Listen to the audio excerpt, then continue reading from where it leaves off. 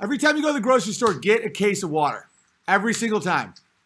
It's not that expensive. It's like, and it doesn't feel that crazy if every time you get a case of water, put it in the basement, put it in closets, just acquire a lot of water. Get to know your neighbors. Just say hi. Be like, you want to come over for dinner? Don't just don't make your whole community social media. Those people aren't there for you. Trust me.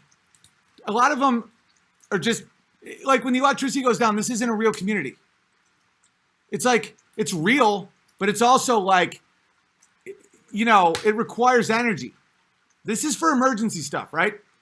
Get to know your neighbors, figure out who's cool, who's not cool, you know, form a bond, talk about being parents, you know, and always buy, and just save the water. And what's the worst that can happen? And me saying this right now, this is how you know that there's truth to what I'm saying, is me saying this right now will garner people saying like, oh, Owen Benjamin's crazy. He's telling people to like become preppers. He's such like a Nazi psycho. Okay, do you understand like people are keeping up with the Kardashians? Nobody gives a shit. People care about like, there's whole channels dedicated just to like one video game and like the stories and the, you know, they get all this merch and no one's ever like, why do you even care? But if I say stock up on water, people will freak out. And that kind of lets me know that there's something there. Because why is that threatening to people? So stock up on water, get to know your neighbors. And then after that, have fun with it. You know, figure out how to grow food, you know, canned food, stuff like that. But there's going to be a window. When the dollar fails, the electricity goes out. And it could be tomorrow, could be in 50 years. No one knows. But then there will be an agency, the UN, FEMA, all this stuff, doesn't have a lot of people, because they can't take over right now. They can't. People aren't desperate.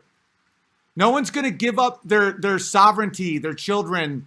It's not going to happen right now. It has to be desperation. That's why post-World War I, Russia, you know, after annihilation, desperation, starvation, all this stuff. You know, post-World War II, Eastern Europe, there has to be something major going down for people to be like, yeah, take all my freedom. Just please don't let my baby starve. So the key is don't be desperate. And it doesn't require that much time. I'm getting way into it. Like I just dug a pond for my ducks. Like we had natural water, but I'm getting into this, right? But just know you can be an apartment building in a city. I mean, I'd get out, but water, neighbors. And if you can survive a few weeks or longer, you could avoid something really bad, and then we'll all avoid it. Because once they get slaves, and anyone who thinks I'm crazy, it's like, this has happened so much, it's laughable. This is like what happens. And we're 22 trillion in debt with no social cohesion. Our government is just indefinitely shut down at this point because we can't protect our own border. It's like, and all we're fed is just poison and lies and fucking, and I'm not being depressing. I'm literally, listen, it's a tough reality to face. Just like when I stood up and said, I won't apologize for saying a word because I know it's wrong to, and I know down the road my German kicked in, right? I'm like, if I apologize for this word, why can't I say another word? That's one of the main reasons I started going at the Jews so hard. Because I was hammering the muzzies, right? And that was great. Like all my right-wing friends thought it was awesome. Look at you, hammering the muzzies. And my Hollywood friends were like, you cannot hammer the muzzies. And I'm like, why not? I'm gonna hammer the muzzies.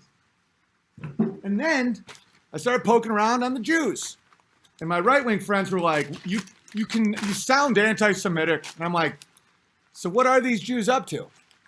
And so then I went on a many-week Jew bender that is still continuing. Because if there was a group I didn't mock, then everything changes. If there's a word I'm not allowed to use, everything changes. Because that means every other word matters. It's like serious. Obviously, I mock Christianity or could mock Christianity. The entire world mocks Christianity all the time. It's not really ballsy. But if there was a group of people I wouldn't touch, then I'm like a political attack dog. I'm not a comedian. And so anyone that doesn't understand that can be banned for life.